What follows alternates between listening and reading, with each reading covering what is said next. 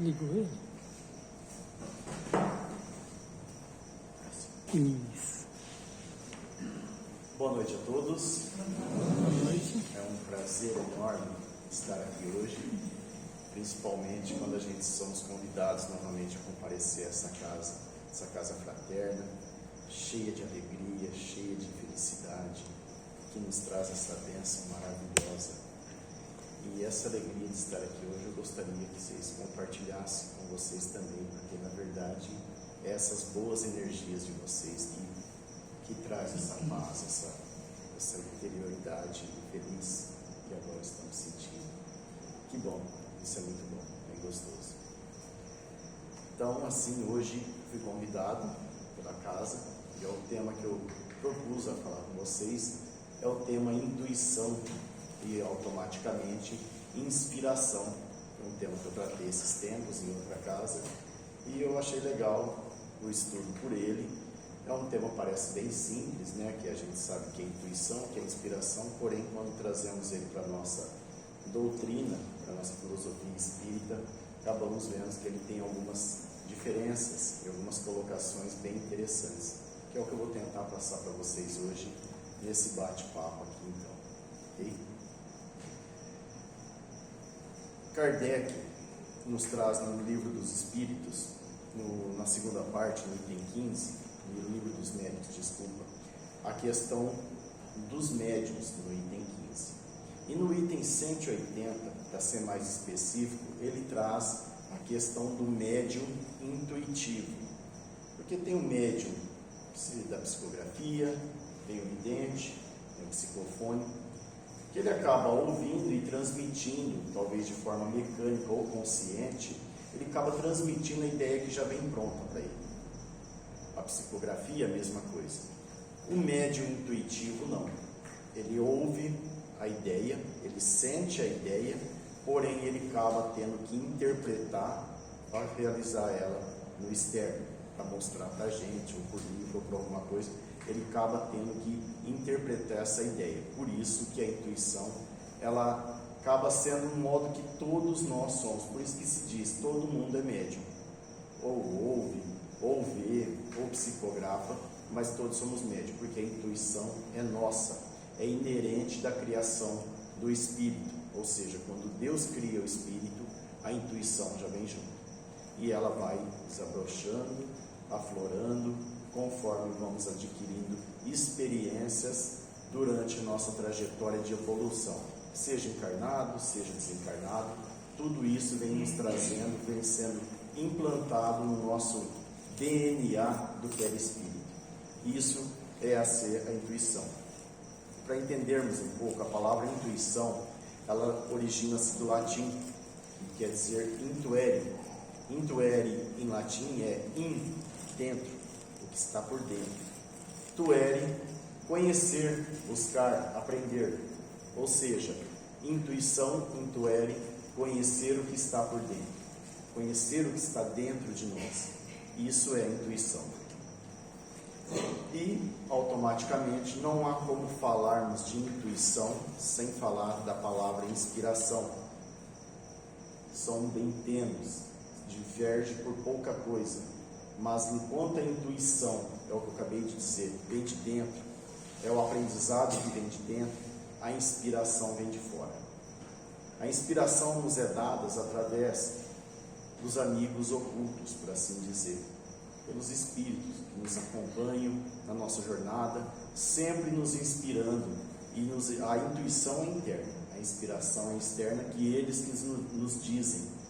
Isso nos traz boas ideias, bons caminhos. Então, por assim pensar, não existe intuição ou inspiração negativa. Às vezes somos inspirados, ou a nossa intuição fala mais alto, a não cometermos erro, mas não que isso queira que a gente vai aprender alguma coisa errada através dos espíritos bons.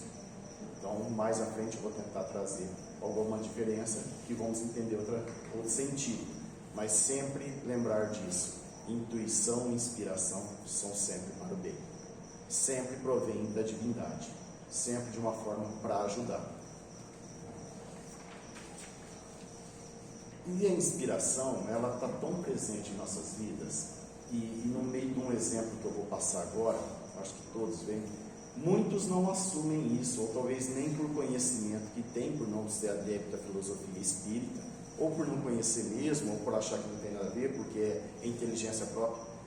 Mas um meio de inspiração muito grande vem através dos artistas, principalmente os escritores, os compositores. Tem um exemplo até no estudo que eu estava tendo. Eu já vi em várias entrevistas desse cantor, que ele, quando ele canta essa música que eu vou falar daqui a pouco, ele traz um exemplo, ele traz no final o porquê dessa música. Eu acho que todos conhecem e todos vão entender. No caso, Almir Sater, quando ele canta aquela música Ando Devagar, porque eu já tive pressa, então eu sou bom cantor, não vou nem arriscar.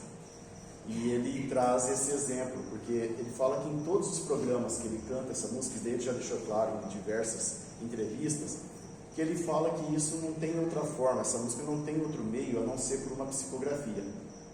Porque ele vai jantar na casa do amigo Renato Teixeira, enquanto as famílias estão ali preparando a janta, eles com as crianças, ele senta no sofá junto com o Renato, batendo um papo, trocando ideias. Tinha um violão do filho do Renato, faltando uma corda ainda. Ele pega, começa a dedilhar e, como ele diz, em menos de 10 minutos ele compõe a letra e a melodia dessa música, que hoje sabemos é um clássico nacional, uma música que traz uma paz interior que quem a não conhece. Então são meios de inspiração que sempre vem de forma boa para nós. E estamos cercados disso a todo momento pelos bons amigos. Enquanto a intuição vem de dentro, essa inspiração vem de fora. Quando a intuição, como eu disse, ela é uma centelha já na criação do espírito. Quando o espírito criado, simples e ignorante, ele já traz a intuição. E essa intuição ela vai sendo colocada para fora de acordo com como vamos adquirindo a nossa evolução espiritual. A nossa evolução pelos exemplos, pelos trabalhos que temos. Quando isso não acontece, por não chegar no momento, ou não estarmos maduros o suficiente, é que nos dá a inspiração. É que esses bons amigos nos trazem essas inspirações que estamos aí no dia a dia para aprender o amor, a paz, a esperança, a caridade e tudo isso. Então, intuição é a centelha divina.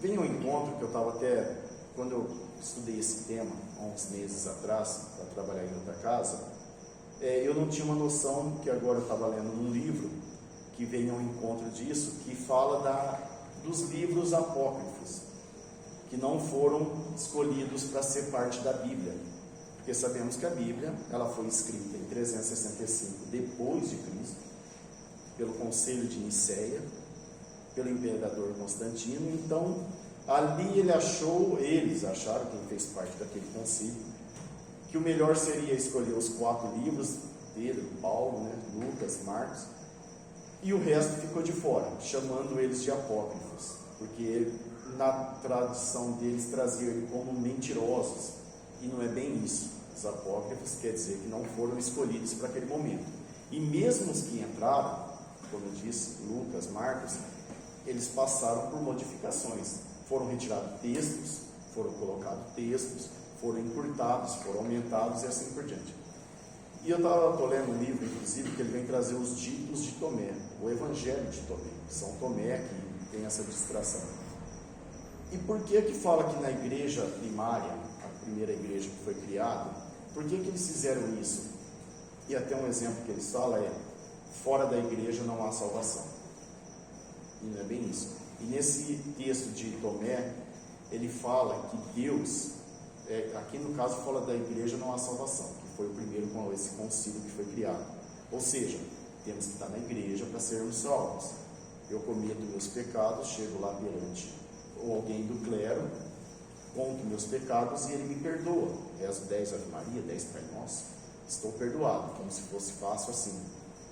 No caso do Tomé, que foi tirado esse evangelho dele, ele fala que Deus somos nós. Como Cristo falava: vós sois Deus, poderei fazer o que eu faço e muito mais. E esses livros apócrifos que foram retirados, ele traz isso de forma bem clara. Porque Deus está em nós, que é essa centelha da intuição.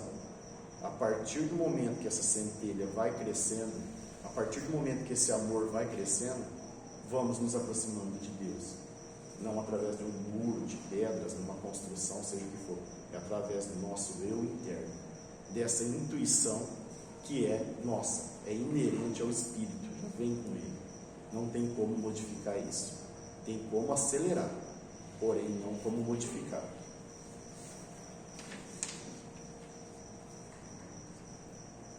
E aí vem as perguntas: como então desenvolvemos essa capacidade intuitiva? Como trazemos essa capacidade intuitiva para fora? E a resposta é sempre bem clara: através da oração. Através da oração verdadeira. Através da oração íntima. Aquela que fazemos com amor. Não é aquela mecânica automática que às vezes uma pessoa começa a rezar um Pai Nosso, a gente está ali e começa a rezar junto. Não, é aquela íntima, é aquela bem focada, é aquela em que conversamos com Deus. A partir daí, essa centelha, ela começa a crescer, ela começa a expandir, começa a entender a realidade que nos traz essa intuição. Enquanto isso, vamos recebendo a inspiração. Essas sementes que são plantadas em nós, através dessa oração que buscamos, e principalmente um meio bom de buscar, é através da oração, principalmente na hora que vamos dormir, que em desdobramento, quando estamos no sono profundo ali, que saímos para trabalhar no outro plano, com ajuda, ali nos é dado instruções, dicas, tudo o que precisamos para o nosso dia a dia. Possamos não lembrar do que acontece no outro dia quando acordamos, mas isso está com a gente. E no momento certo, essa intuição, essa dica, essa semente vai aflorar. Só que temos que ter essa fé pura, essa fé do amor, que é para que essa intuição desabroche cada vez mais, junto com a inspiração que recebemos. E isso é tão certo que não tem como modificar, é a lei de Deus. Só que aí que a questão é: estamos buscando isso através da oração? Estamos fazendo essa oração com fé mesmo? Que quando estamos concentrados ali, estamos preocupados com o celular que está vibrando, a luz acendendo? Será que é isso mesmo? É essa fé, é essa oração simples. E não é aquela mecânica, como eu disse, de decorada. É aquela conversa com Deus mesmo. É expor os problemas, é pedir ajuda, e tudo vai ser dado no momento certo. A partir do momento, como eu disse, recebemos a semente, através desse desdobramento, através da oração pura, recebemos essa semente da intuição. E como que fazemos para ela desabrochar, para ela germinar, para ela crescer? Intuição, inspiração, somente com a transpiração, ou seja, o trabalho. Recebemos a ideia, está com nós, só que temos que trabalhar. Trabalhar de jeito? Trabalhar no amor, na fé, na caridade, no amor ao próximo, numa visita. Então, se não, porque caso contrário, receberíamos essa semente, essas ideias, cruza o braço que vai acontecer. E não é bem isso. Ela só acontece através do trabalho ao próximo. E é engraçado isso, né? Porque a gente fala o trabalho em torno ao próximo, não é ao próximo. Eu tenho um exemplo por mim mesmo, há uns tempos atrás, um pouquinho de ano, né? Quando eu comecei a ir na sopa fraterna, inclusive falaram, vai que eu te ajude na sopa. Eu não faço a minha sopa, por exemplo, com carne, mas tem um outro detalhe. E eu comecei a ir com a intenção de ajudar. Eu falei, eu vou ajudar, todo mundo falava daquela sopa e tal, eu vou ajudar. Já frequentava a casa, não precisou, acho que a segunda semana, para mim entender que eu não estava ajudando ninguém. Que eu estava sendo ajudado de uma forma, tamanho, que aquilo ali para mim era um bem tão grande, que eu ia lá não para ajudar ninguém, pelo contrário, eu ia cada vez mais para ser ajudado, como em vários outros aspectos da vida. Estou dando um exemplo meu com a parte da sopa, mas nós sabemos que tem outros tantos exemplos, outros tantos trabalhos aí no nosso dia a dia, na nossa caminhada, em torno ao próximo e não ao próximo, é a nós mesmos mas isso beneficia o terceiro, a lei. No livro Consolador, na pergunta 122, se faz a seguinte indagação: como melhoramos nossa intuição? E a resposta é: sermos perseverantes, esforços sinceros, meditação. Você começou a falar na hora. Perseverante, fé, amor, caridade, esforço sincero. Não vou na sopa porque minha mãe fica enchendo meu saco, está todo mundo me pedindo, ou eu não vou ficar entregando papelzinho na porta da casa porque não sei o quê. Não, é sincero. É eu ir porque eu quero. É eu ir porque eu entendo que aquilo ali é o certo para mim. É essa a intenção. E meditação. Você acabou de falar, né? De meditação fizemos, eu achei maravilhoso. Primeira vez que eu fiz nesse sentido. E fala, mas Jesus não meditava. Isso não é coisa de hindu, é da parte budista, essas coisas? Não. O sermão dos montes, sermão das montanhas. Jesus não se retirava para a meditação? Não é só oração, é meditação. Era um meio dele conversar. E temos que fazer essa meditação no nosso quarto. No quarto, no cômodo da minha casa? Não. No quarto íntimo. Acabamos de fazer aqui. Não entramos na intimidade nossa. Não acabamos de conversar com Deus. Se todos fizeram o que ela pediu, nós entramos em conta. A semente foi nos dada. Voltamos, talvez não lembramos, ou talvez alguém vai lembrar alguma coisa, mas no momento certo essa semente vai germinar. Isso é meditação, isso é o esforço sincero que acabamos de fazer. Não foi combinado, hein? E assim desenvolvemos essa intuição maravilhosa que Deus nos dá quando criados. E somos deuses, somos Deus, podemos fazer o que Ele faz e muito mais. Conforme vamos. Ou vocês acham que Jesus chegou ao patamar que Ele é hoje, um espírito de luz, desse jeito, já foi criado assim? Ou Ele foi criado simples e ignorante, igual todos nós somos, e Ele atingiu a divindade? Não sei quantos anos demorou o nosso contar de tempo aqui na Terra, não sei, mas Ele chegou. E é um exemplo vivo para nós. É um exemplo que desceu e nos trouxe todos os exemplos de como seguir. Então a ferramenta é meditação, trabalho, e essas ferramentas vêm sendo dadas para a gente. Pare para pensar, há quanto tempo? Há quanto tempo estamos tendo fontes de inspiração, dicas de como isso acontecer? No mínimo por baixo de 3.000 anos. Moisés, os mandamentos. Passou um tempinho, Deus mandou Jesus, que nos deu o maior exemplo de vida, de amor, de caridade. Quer melhorar mais um pouco? Consolador, há um tempo atrás, que nos trouxe mais ainda as dicas do Evangelho. Ferramentas para nós trabalharmos está tendo sempre. O trabalho é amor, caridade, a prática do bem, e é a nossa evolução na intuição que vai nos aproximar cada vez mais de Deus pela centelha divina. Se formos pensar a grosso modo, não vamos nos afastar muito.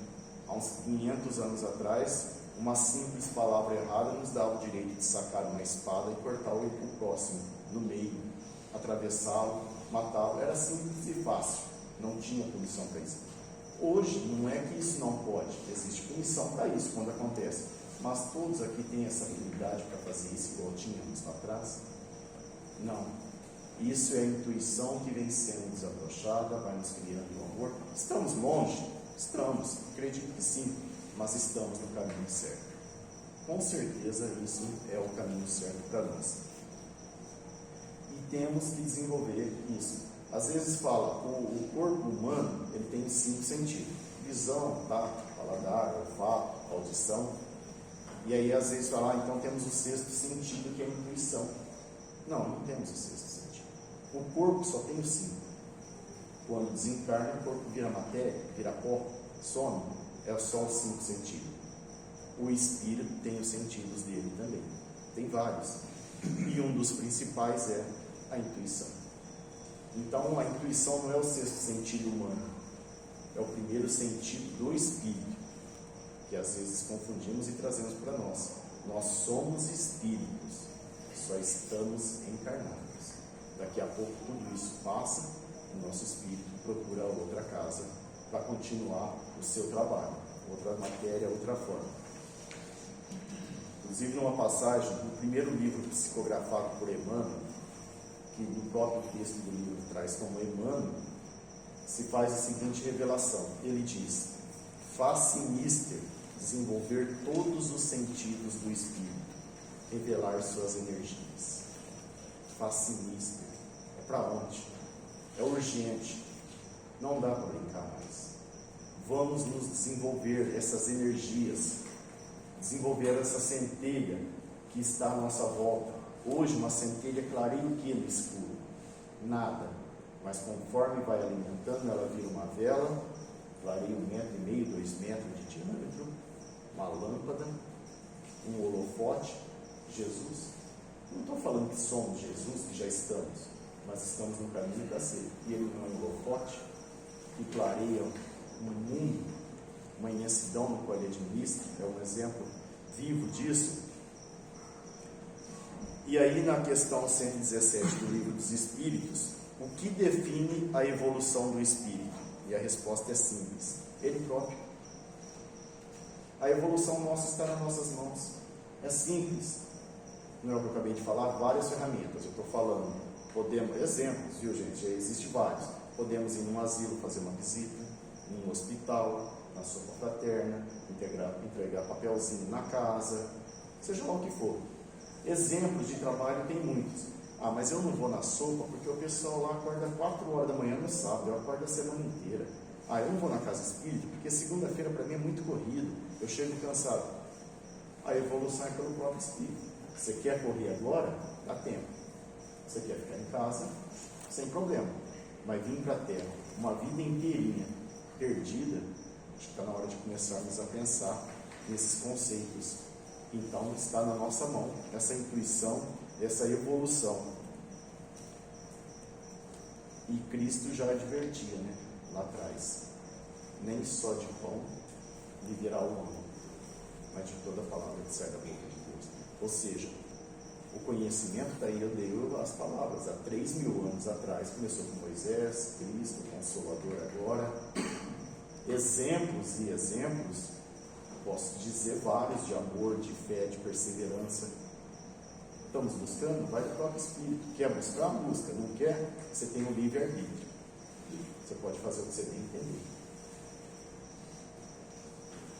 E na primeira carta de Paulo aos Coríntios, no capítulo 15, onde diz que o homem necessita de sua capacidade intuitiva, que virá de sucessivos exercícios da mente. Ou seja, boa oração, bons pensamentos, bons trabalhos, e isso vai acelerar nossa evolução.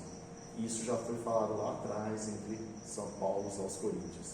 Então você vê como que essa intuição é inerente ao Espírito e vem trazendo de forma contínua e constante para nós. E sempre criarmos isso com pensamentos puros, pensamentos nobres, não ficar atrás de coisas negativas, de pensamentos negativos. Tudo, nós estamos no mundo de prova e expiação. Tem dores, tem sofrimento, a felicidade não é plena, mas vamos ficar escolhendo vendo o lado negativo ou o lado positivo. A negatividade acontece sempre, e isso não tem como correr dela. Mas se estivermos amparados no trabalho de Cristo, né, nas mãos de Deus, nós passamos por esses probleminhas e conseguimos tirar de letra isso. Porque quem falar que não tem problema aqui, parabéns, eu estou com os partes sobrando, se quiser pegar, está bem-vindo. Assim, alargar o nosso círculo de conhecimento. É o exemplo que eu falei agora há pouco, né? Centelha, vela, luz, holofote, Jesus, um sol. Então, bem assim. E até no livro dos Espíritos, na questão 495, é uma página inteira, ela é muito grande, vale a pena ler. Ela traz muitos dizeres muito interessantes. E ela é respondida por São Luís e Santo Agostinho. A grosso modo, no fim das contas, ele fala assim: gente, procure nós. Mande mensagem, entre em contato com a gente quer ajudar vocês.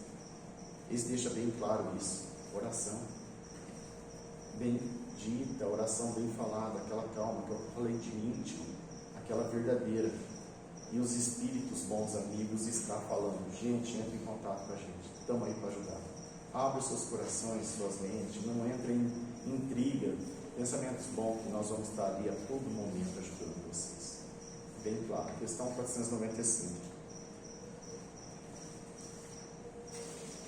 E assim, mede a evolução do espírito pelo seu modo vibratório.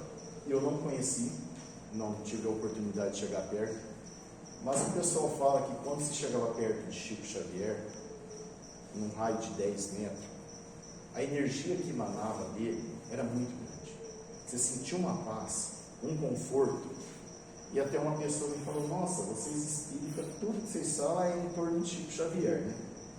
E eu pensei, nossa, essa veio a calhar, porque eu já tinha um pensamento antes disso, que eu vejo o Chico como um espírito de exemplo, de luz muito grande para nós, mas sim, eu vejo outras pessoas, e eu até dei exemplo a essa pessoa, eu falei, não, eu não vejo só o Chico. Eu vejo um Siddhartha Gautama, que foi o último Buda encarnado. Quem já teve, eu li a história dele, eu era adolescente ainda. A história é fantástica. O que aconteceu com o último Buda, o que ele fez, o que ele deixou, o que ele abdicou da vida. E ó, é um termo budista. Eu vejo também Mahatma Gandhi, pelo lado hindu, o exemplo de homem que foi, pela Igreja Católica, entre vários, Madre Teresa. Exemplos não nos faltam, e a questão não é, quando Allan Kardec codificou, ele não falou fora da igreja não há salvação, ele falou fora da caridade. Não é fora do espiritismo não, é fora da caridade. Não importa se é budista, brahmanista, hinduísta, não importa a religião. Se existe o bom amor, a boa caridade, é seu trabalho. É o que Cristo sempre falou. E como eu disse, a inspiração e a intuição é sempre positiva para nós. Ela nunca vem.